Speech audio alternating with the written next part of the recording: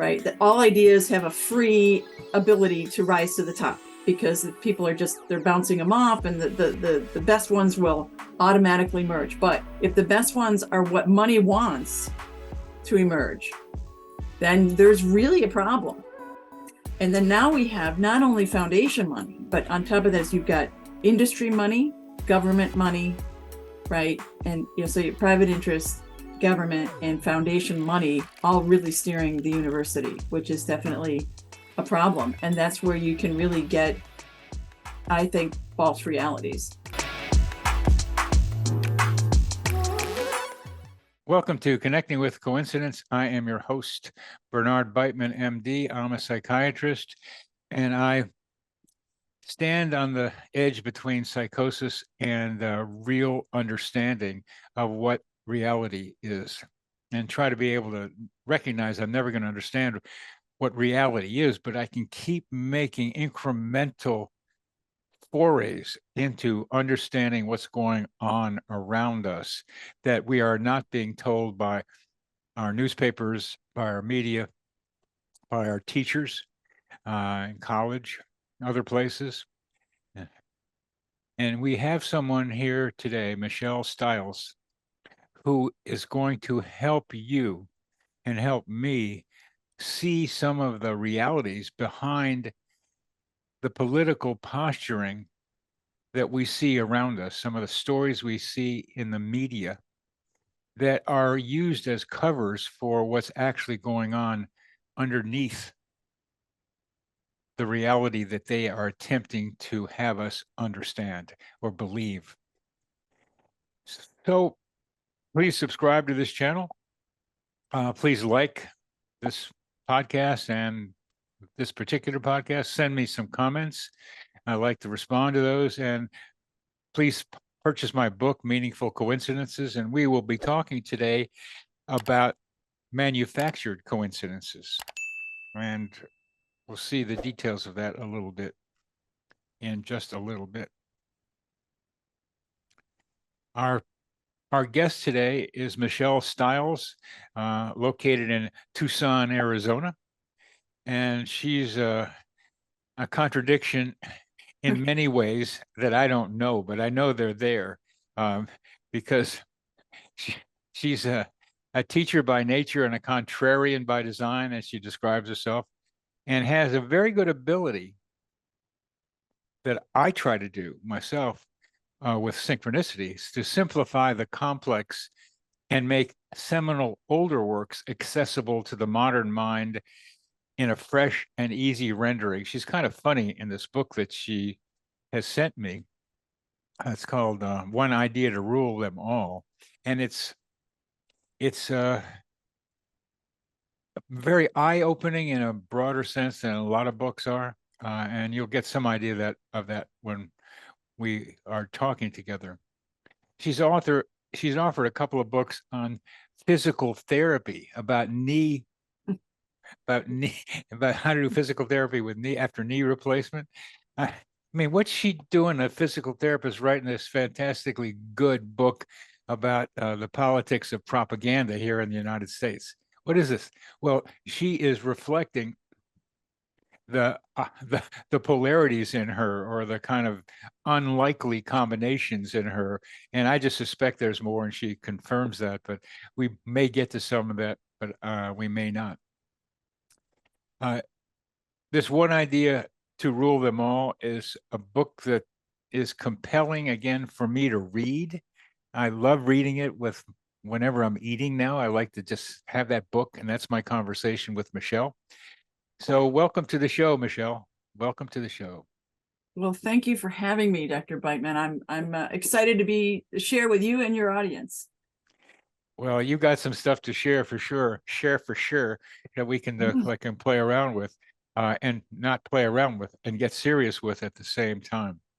So we're going to talk about propaganda in America. We're going to talk about false synchronicities or manufactured synchronicities. But let's start with a real synchronicity of yours.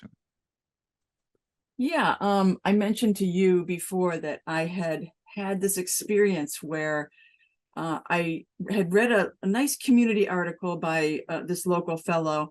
And then in the subsequent days, there was another article sort of attacking him, written by a lawyer. And that person had been given quite a bigger platform, right? A lot of more words. And it bothered me because of just like, here's this guy with this random opinion, and he's just sharing it with the community. And then this guy goes and attacks him. So I don't know why it compelled me so much, right? So that's part of the coincidences. So I sat down to try to write a rebuttal to a letter to the editor. I think you just asked a good question. Sorry to interrupt, but you asked a good question. I don't know what compelled me. Exactly. And that's an important question in all this coincidence business. You get this feeling, sometimes a driving feeling, which is what you had, to act on something that rationally doesn't make that much sense. Right. I thought, who's going to read this? I mean, it's just, I get 150 words. It took me about an hour and a half to write 150 words because every word counted in terms of trying to rebut this guy. And I thought, it's going to go, it's going to be meaningless. What I'm doing is meaningless. Right. And I struggled with that even as I was writing it. Right. But I said, well, I'm halfway through. I've got to complete this. And I don't know why, to your point. And so I sent it off into the newspaper. They printed it. And I don't know how much longer, but I got a call from the guy that wrote the original article, and he sought me out and he said, oh, how did you write that letter to the editor? He said he wasn't allowed to rebut because I guess you can't go back and forth with people. I don't know what the news sort of etiquette is. He said, yeah, I couldn't reply but on my own. And you've written, he goes, I couldn't have written anything better. He goes, what do you do? And I said, I'm a physical therapist. He says, are you kidding me? He goes, you should be writing. And I said, well, whatever. But it turns out he lived within 5 miles of me. And then it turns out his wife needed a knee replacement. And so I got to go into his home because I'm a home therapist, and we get to know each other even more. And so we became friends. And then she ended up passing away, and I moved to Tucson, but we remained close friends. And when I wrote the original draft to the book, he was just a godsend. He's a retired English teacher. And I'm just thinking, I'll just try it. I don't have a whole lot of self-efficacy as a writer at that point because I had just done a small how-to book. And he was just, he was critical for me. He was very encouraging, and he was that presence that I needed to continue my examination of the truth, and then to hone the ideas in the book, because it started out quite a bit different than, well, not the rudimentary ideas were there, but it got added to in like subsequent 5 years that it took me to complete it. His wife needed a knee replacement. Yes. You can't make this up, right? Yeah, you can't. Well, you can't make it up, but there's a lot of this stuff happens, and that's what's so exactly. It's really incredible when it happens to you, and it happened to you, and it's still pretty funny to me. But the idea that you follow some kind of intuitive drive, yeah, that compels you to act, is fundamental to a lot of synchronicities that yield positive outcomes. Sometimes they can be negative too. But the fact that his wife needed a knee replacement and you're a home therapist, so you went right.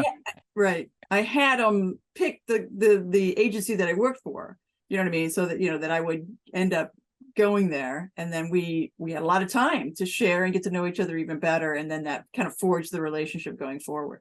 Well, but I think a lot of what would have happened had I not followed that urge, or what would not have happened. It was pretty much the seed.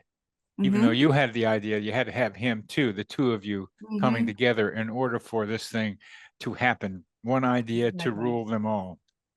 So this book comes out of left field. I mean, you could say, what? Well, she's not an expert in blah, blah, blah.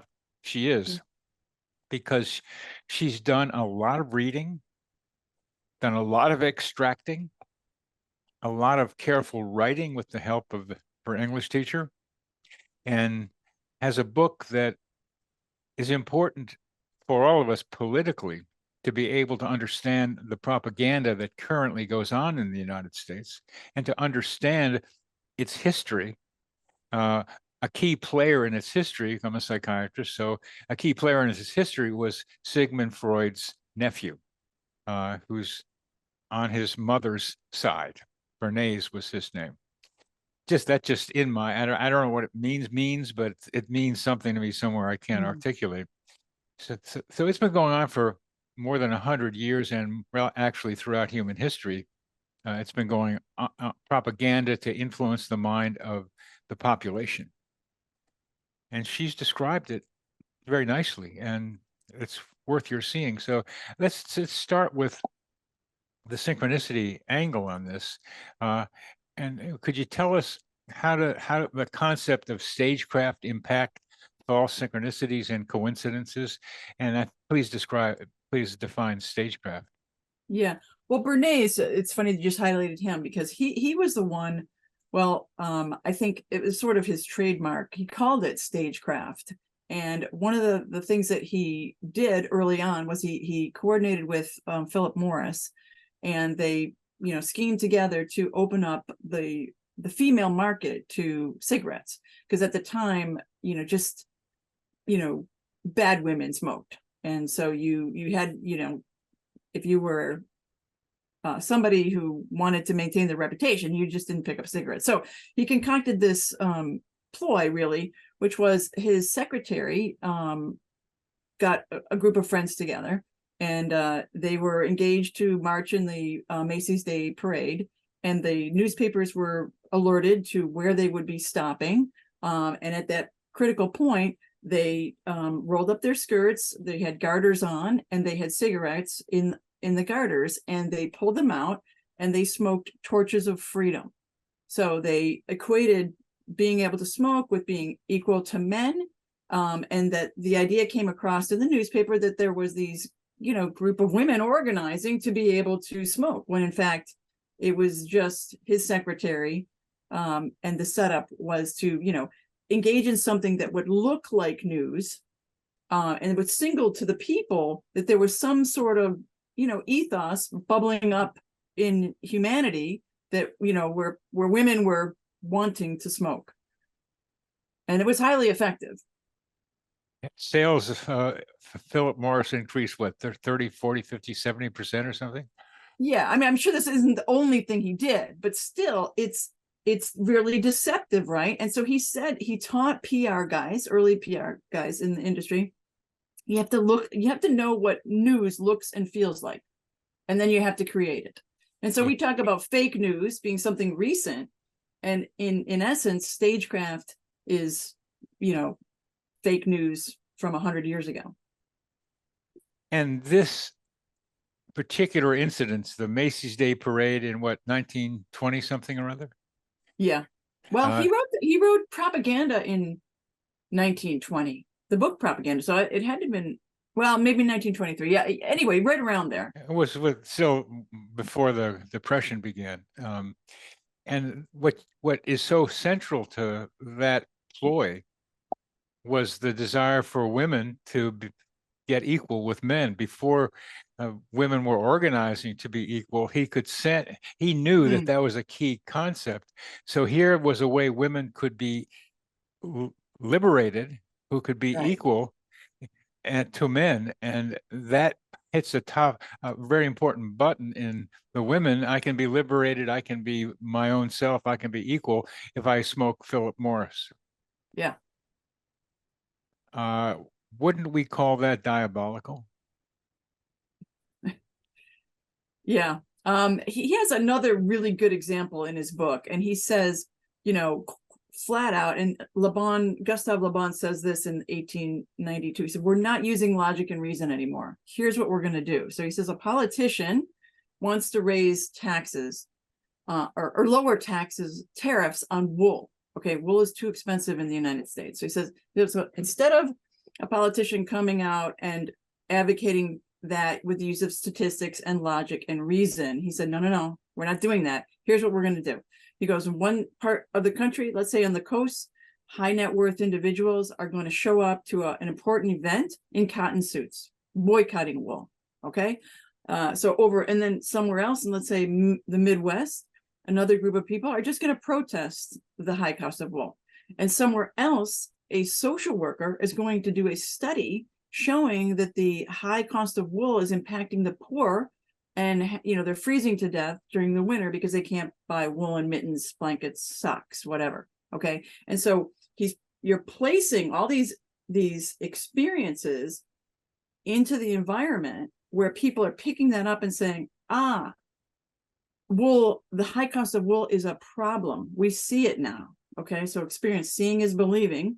It comes into their senses. And then the politician comes along behind that and provides the solution. So he's not beating people with stats and some sort of thing that they don't even experience as important or relevant to them. He's coming along and answering, it's the problem, reaction, solution idea. So, and he said, this is how we're going to do it. He says it flat out. You make clear from Laban and other quotes, and now I see the Freud relationship. I don't know how I missed it. Was that they're appealing to subconscious, unconscious drives in people. We're recognizing that the left hemispheric rationality is too slow to have a fast reaction. If you can get people's emotions going, particularly fear is a good one, as you have, right? And fear is all over the newspapers. Right. So you try to touch into the emotional brain. Exactly. Go through. So those kinds of things are going to lead to a very different version of the world than what is actually true or real, right? And so people are able to be steered. Public opinion is galvanized, and they're led to wherever that managerial elite or technocracy, if you will, wants to steer them. So we really need to pay attention to this and learn how it works. And, my goal has been to take people out of the polarizing environment of the current state of affairs, bring them back to history, try to see the facts of what was there. And to me, if you can understand what was going on in the early 1900s and realize they never let go of this, right? The word disappeared with World War II. Right, propaganda just disappeared into the midst of time because it got superimposed over the enemy. Propaganda, enemy, and we didn't do it anymore. And so, but it's really naive to think that this gap, they weren't just continuing along with the same things that they had learned and used for the first, 20, 30 years of the century. One of the ways you're trying to alert people is indirectly, I don't think you mentioned it much, is to see when synchronicity events happen, that as you discussed with cotton suits on the West Coast, with poor people getting cold because of not being able to get wool. And in the middle of the country, what was it? Just some sort of protest, It's a protest. Could be like average people, right? Your rank and file, not the upper class and not the lower class, so sort of the middle class. Oh, so we got all three classes in this. So you're stratifying it. You're picking. People pick up different signals from different areas. Yeah. So it's almost like a targeted marketing, so to speak.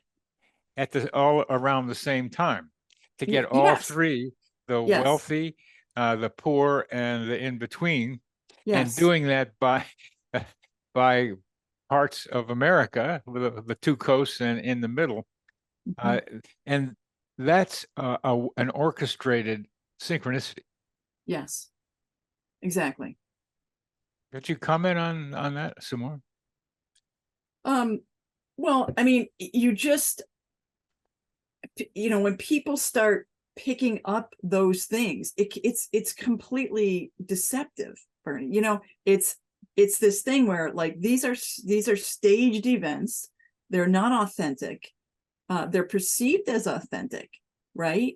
And so, Lippmann was the one who said, when the power to determine what shall be deemed important and what shall be neglected any day is a power greater than we haven't seen a power of that since the Pope lost his hold on the secular mind. That's what he said. It's a great quote. And that's what the news is, right? So it's like he goes, it's like a searchlight, right? Going over the world events, saying, we're going to highlight this, we're not going to highlight that. And so when you put these staged events, these aren't even real events, are getting highlighted, right? And you can well imagine that the real problems and the real things that people should be attending to are not getting highlighted. Like, I call the news treasonous tribal elders, because if you think of a society, when you think of what tribal elders do, they care for the community. So they identify threats and things that might harm the community, and they put their heads together and they determine solutions, right? So that the community can be protected, right? If you are highlighting problems that really aren't problems, right, and hiding the true problems, you can that culture is going to decline. It's going to corrode from the inside. It's just like if you were like, if somebody was saying you're a household, you're the head of a household, and somebody's saying, well, your real problem with your house is you just need a little bit of paint, right? But the real problem with your house is that you have termites. But if nobody's highlighting that, and I would argue that the news has taken the place of politicians, because if they don't report it, it literally doesn't happen in the United States. So even though a politician may be trying to highlight something as a real problem, if it doesn't get bandwidth through the network, then it doesn't exist. So they have taken over that tribal role, and yet they are not honest. And when you have media reporting events in three different places across the entire country around the same time, there's an implication in that simultaneity, which is what? Well, that it's something to attend to, right? It's because seeing is believing, right? So a problem emerges out of the psychic realm, if you will, right? It's not there in front of them. I give the example in the book where a daughter comes up and says, Mom, the boys are fighting. And she goes, what did she say? She goes, I don't see it, right? Because she's not aware of the cutting remarks, or maybe the dirty looks, or some of the things that have been going on between them. The daughter Mom doesn't see it yet. 3 hours later, one of the brothers comes up with a bloody nose. Now she sees it.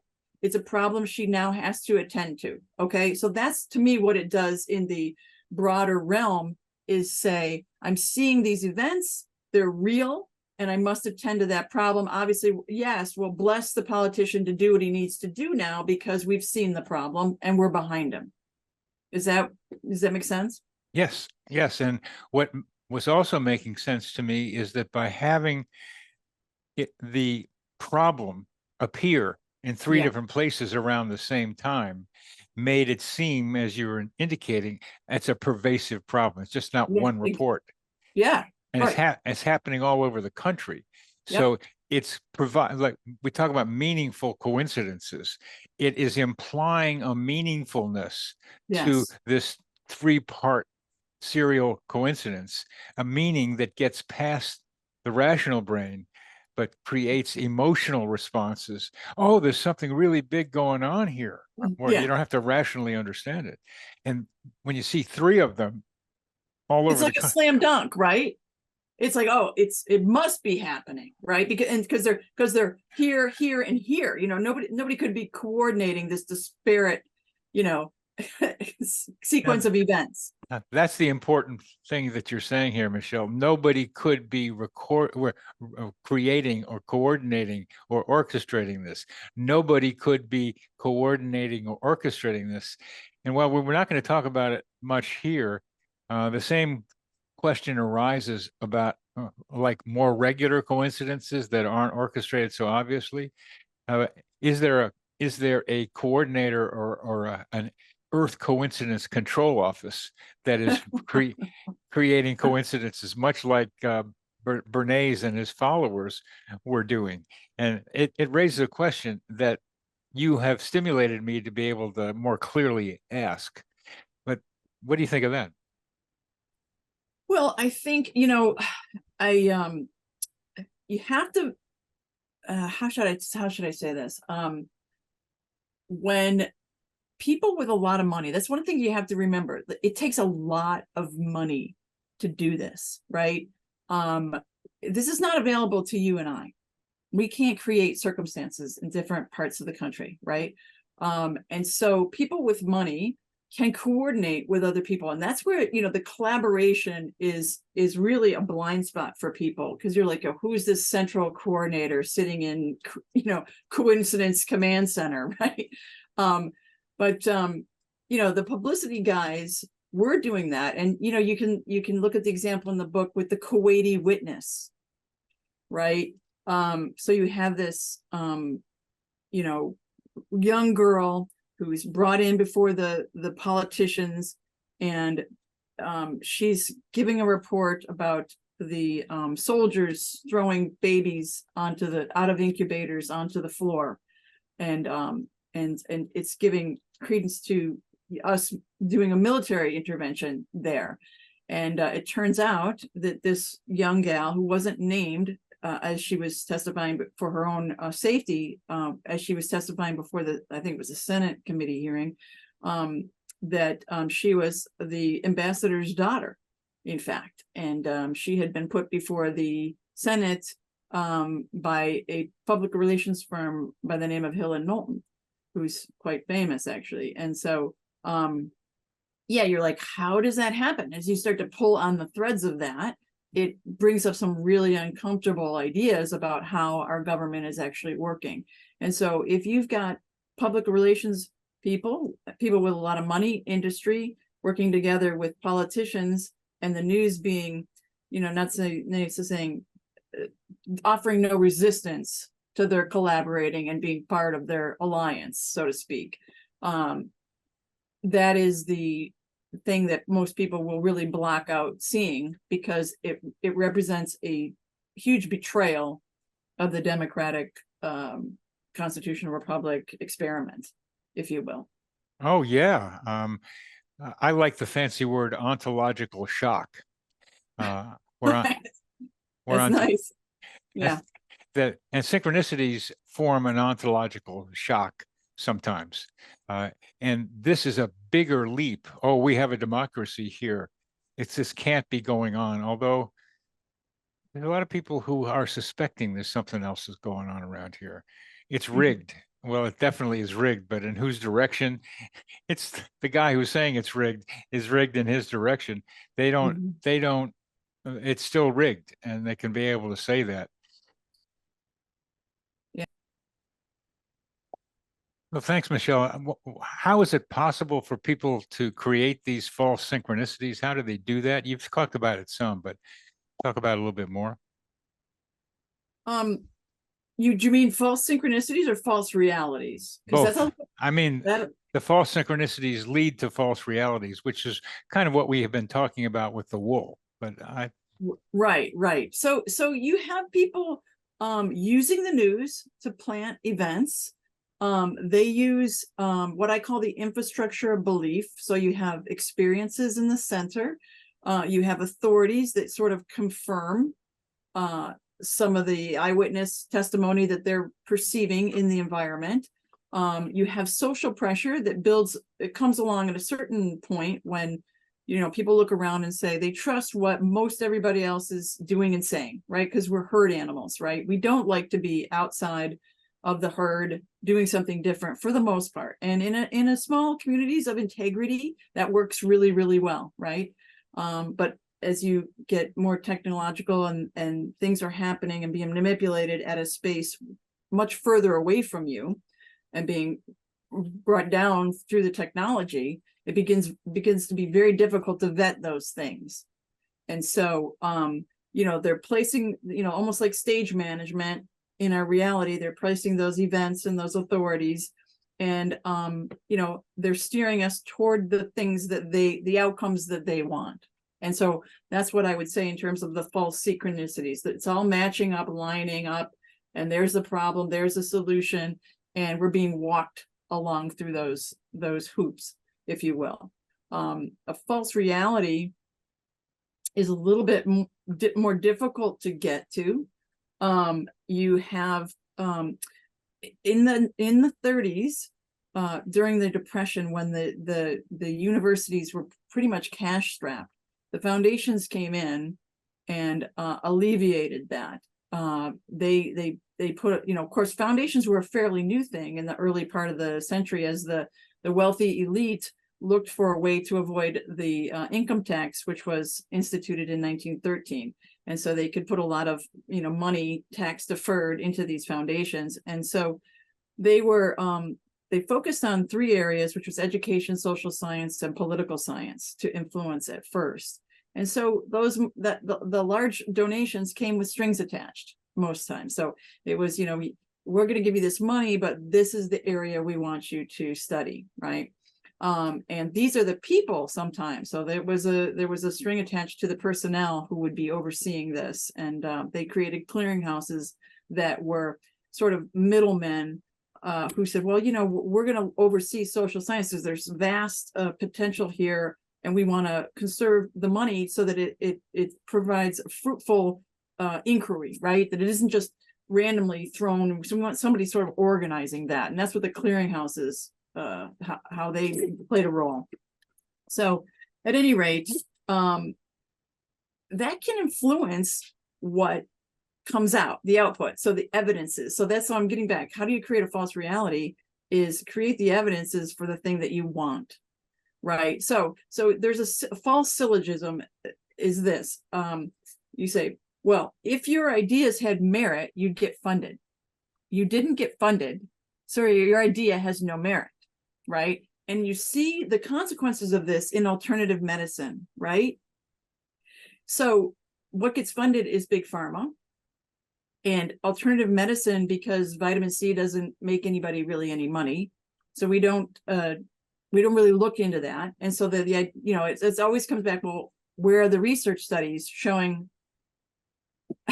the efficacy of vitamin C? Well, so it must not be there, right? That's the end result. And so, you have Dr. Paul Merrick, who's done really great work introducing IV vitamin C for sepsis in the ER.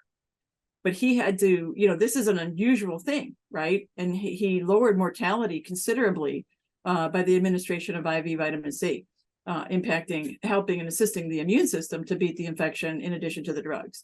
So that's an important consideration, because the more money gets involved in what the ideas that get self-selected, we think of the university as a idea seed bed, right? That all ideas have a free ability to rise to the top, because people are they're bouncing them off, and the best ones will automatically emerge. But if the best ones are what money wants to emerge, then there's really a problem. And then now we have not only foundation money, but on top of this, you've got industry money, government money, right? And so your private interest, government, and foundation money all really steering the university, which is definitely a problem. And that's where you can really get, I think, false realities. They go together with the other techniques that they're using. But once you start manufacturing evidence for the worldview you want to create, things get really powerful. I was in a meeting the other day, and academics were talking about how they can't bring up synchronicity among other academics because they're told that's crazy. Really? Yeah. I interviewed a woman in London who's part of a psilocybin for depression research project. Psilocybin can be, under the right conditions, very useful in treating depression, but a significant number of those people who get better get worse when they, after a while, I think partly because they go back to the same environment. Mhm. So I say, well, psychedelics tend to increase the frequency of synchronicity, as spoken by a part-time hippie on Haight Street Uh-huh. in the Uh-huh. late 60s. That's me. And we just started seeing a lot of them. And there was a sign, I think, that said synchronicity spoken here back Uh, in those days. So I asked about that, and she said, mm. no, we don't talk about that. Although in our group meetings, not only do the guides, the therapists, uh, hear their patients later talking about synchronicities, but the guides, also experience an increase in synchronicity as part of the whole Interesting. process Yeah. because they're in the same place. But we don't talk about that. We don't write about that because that's woo-woo.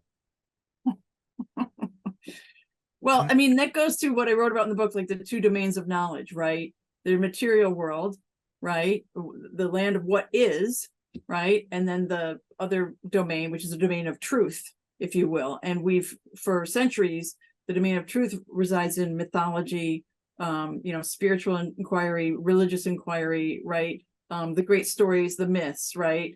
And it's all, and we've so totally gone, and that is in itself, right? If that realm can't be studied, then what you're going to get is a material evidential world, right? It's only based on material reality.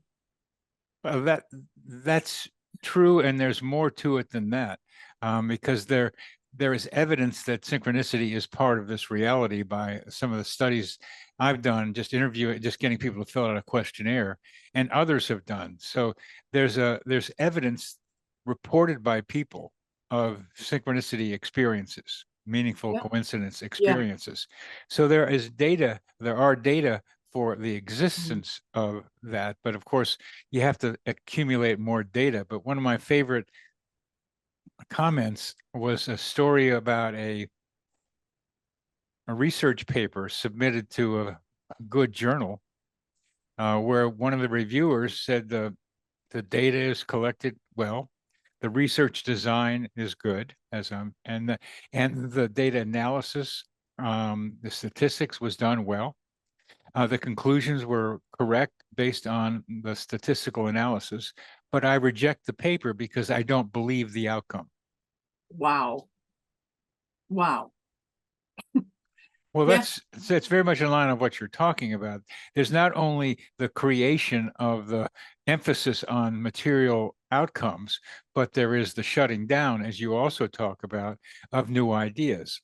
Mm-hmm. So this synchronicity is still a new idea. It's back to the mythological ages, and it's also here right now, as it has been throughout humanity's experience on this planet.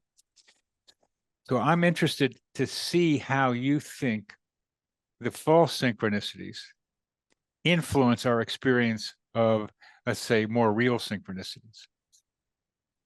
Well, I think one of the things is the um, the patterns.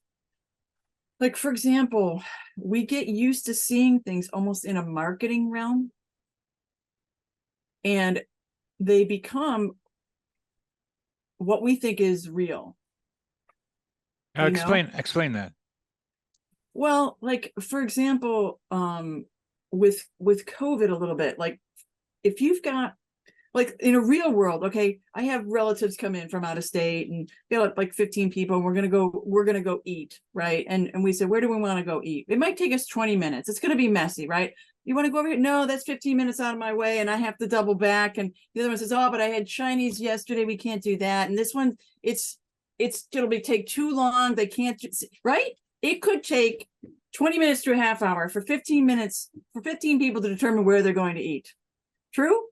Yeah. Okay. And Yeah. so in COVID, though, we saw this super right wing, or not right wing, but I mean a super hard turn in a direction to these solutions that had never been used, with seemingly little, there's all kinds of competing interests, right? And for that to get navigated through in a community, right, on that level would have required a lot of messy debate. Would you not? Would you agree? Yeah. And so, but we didn't really see that. So it looked to me sort of more like a marketing rollout, in other words, you know what I mean? And there should have been a lot more messy interactions. There should have been a lot more pushback from a lot of different areas, different stakeholders that were representing, like, for example, the kids. It wasn't really lethal to the kids at all. They knew that. And yet, so there should have been much more pushback and on those issues. But, so I guess what I'm saying is people the generation that has grown up since in the new century, they see the world in a marketing, almost like a 2D way, Bernie. You know what I mean? It's two-dimensional instead of three-dimensional. And the world is much more complex and messy, and should be, but we begin to expect that everything rolls along like a marketing campaign. Is that, so your eyes and your vision almost get pre-patterned to think that way, to think in false synchronicities, preventing you from. Does that make sense? Not yet. The idea of having the debate over where we're going to eat, as 15 people, as we apply that to rolling out the vaccine for COVID, where there was very little research and certainly not much argument, and that I can see that, and I hadn't really thought of that, but how that relates to the synchronicity and the effect on us, maybe through what you're talking about, that everything's marketing now, and somehow that plays a role in this. Yes, I think, well, it helps to create the illusion, and you get patterned to see things rolled out in a way that is really non-reflective of true life and interaction with people. One of the things that I've been doing is rereading a lot of the authors from the 1800s, and they reflect human nature in a real depth, right? Because it was before technology, before TV, radio, and they spent a lot of time with other human beings, and they studied them, and these characters come out incredibly complex. And as any psychologist would know, if you work with people for we are incredibly complex. Yeah. And nothing in life is simple. And so I guess that's all you know what I mean? It's almost like life is presented as cartoonish, and the less contact people have with other human beings in communities, the more they go, oh yeah, it should be cartoonish. We're looking for outcomes that are cartoonish, and we're looking for simple things that roll along. These are the false synchronicities. Is that Yeah, that's getting there for me. I think of the complex world also sometimes as a cartoon. So I haven't heard it said the other way, and it certainly could be thought of that way, because a cartoon is a simple way of diagramming in action as the characters play out their roles in the cartoon. But there's so much polarity in this world. Now, you've made it clear to me that the cartoon image also has a downside to it, and and you've just described people expecting it to be linear, and this is the way you play it. What I would think about, there's a particular narrative form which you describe also in your book, the way stories have been told mythologically. There's a narrative form for information to get across to people, you're saying, that is a marketing process. So people expect the story to unfold as a marketing process. So the cartoon is not the content, it's the process that people are able to anticipate and expect and feel comfortable with, where with the meaningful coincidences, like the story of, she needed a knee replacement and all that, and all that's a cartoon too. You could break that down into something that's pretty funny. how did that happen? That's a different theme. That's a different story, a I see. different story narrative. Yeah. Well, I guess I'm encouraging people to see the world, and when something doesn't look right, and ask, because that's how a lot of the revelations that I received, like I gave the example of Elizabeth O'Baggy, who was supposedly a Syrian expert. Okay. And I just said that it just smacked me like, I don't think so. She's 25 to 30 years old, attractive. I don't think she's become an expert with Syrian guerrilla warfare fighters. And, I just don't think so. It seems out of, not right, not normal. And so you start to pull on that thread. Okay. And you say, well, because that's my intuition. Something looks different than what I think I should be seeing. But as we become so enculturated in media and technology and packaged image giving us to us, we may not even have that recognition to see something that looks abnormal. Yeah, yeah, Yeah, that's a dangerous place, yeah, right? yeah. That's, and I'll walk away with this, that it's all marketing. That they have a marketing way of doing it and keeping it simplified, and that's where you're talking about a cartoon of marketing, and that's Yeah. what people have come to expect. That's the narrative form they're interested in there, and that is what I think needs to be also included in getting more clear about what we're seeing, that the marketing metaphor, marketing narrative it fits for various false ideas, for the false realities that get created for us. Yeah. And you Mich- get people who can't even see out of that, right? They cannot see anything beyond that or outside of it, which is why I don't try to fight some of the narratives that have been, kind of attempted to be hardwired into people's brains currently. I'm bringing them back and saying, let's look over here, and let's take away partisan divide and polarization, and then just look, historically, to try to help them start to, be deprogrammed in a way. oh, definitely deprogrammed in a way. You're doing rational. You're doing the evidence of history, and by your own argument, that doesn't work so well. That's true. That's definitely true. So Yeah. what I get from you is you've got a essential message. And those of us who still do something called reading books, which is a diminishing number of people. I watch TikTok at night myself. I might not be able to do that for a while, but the TikTok has a lot of visual stuff in there that gets across to our subconscious much faster than the words do. So I'm looking for, especially after we've just talked, a way of of of communicating synchronicity ideas to the emotional part of the brain.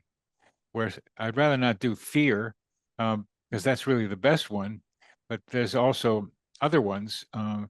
Love looks like a big one, but I always think of the amygdala being a lot bigger than the nucleus accumbens. The amygdala is more fear oriented, but it's also got capacities for empathy in it, in human beings anyway, and probably other animals too. And then the nucleus accumbens has dopamine, which makes us feel better. It's smaller, and I think they're to fight each other, the amygdala would win because that's for survival. Nucleus accumbens to have fun, but it's trying to be able to make a bigger nucleus accumbens is probably what I'm looking at trying to be able to do to communicate the ideas and the value of a meaningful coincidence. Like I love your story with. I just like the knees, the knee replacement thing. Man, you convinced the guy to use your agency, but she needed her knee replaced. Right. And that's what you do. Yeah, and she physical needed two, actually. She did them at the same time, which is crazy. But at the that's that's the narrative that I'm looking for, to be able to extract and say this is what happened to you, also happened to somebody else recently, a couple other ones recently. I like when you get a bunch of them and they all add up to like really good outcome, which this book is, ladies and gentlemen. This is a good outcome. 5 years, triggered by the seed of synchronicity, and two people who wanted to make something happen. So, Michelle, I thank you. I thank you very much for being with me today. It's been a delight talking with you. Yeah, it's been a great conversation. Thanks for having me. I really appreciate it. You're very welcome. This psychosphere is our mental atmosphere, like a hologram of cosmic consciousness.